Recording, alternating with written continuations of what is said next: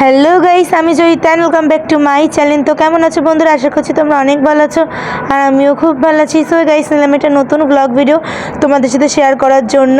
তো এখন হচ্ছে বাজে দুপুর 12টা আর আমি আর আমার দিদি বেরিয়ে পড়েছি বড়বাজার যাওয়ার উদ্দেশ্যে। কেননা যেহেতু আগামীকাল সরস্বতী পূজা, তো সরস্বতী পূজার বাজার করতে হবে। আর আজকে তো বৃহস্পতিবার, তো আজকে তো লাস্ট দিন, ওর জন্য চলে গেলাম।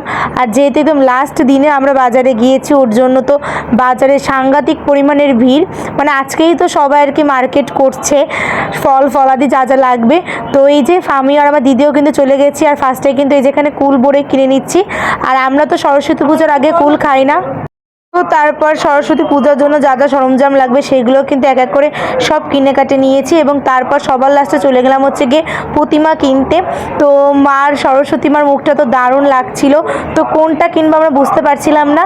তো যাই হোক, তারপর তো একটা পছন্দ করে নিয়েছি। তো কোনটা নিয়েছি সেটা তোমাদের আজকে দেখাবো না, কালকেই তোমরা দেখতে পারবে একদম পুজোর সময়। তো আজকের ভিডিওটা এই পর্যন্ত, দেখাবে নতুন ভিডিও। তো টাটা, বাই বাই।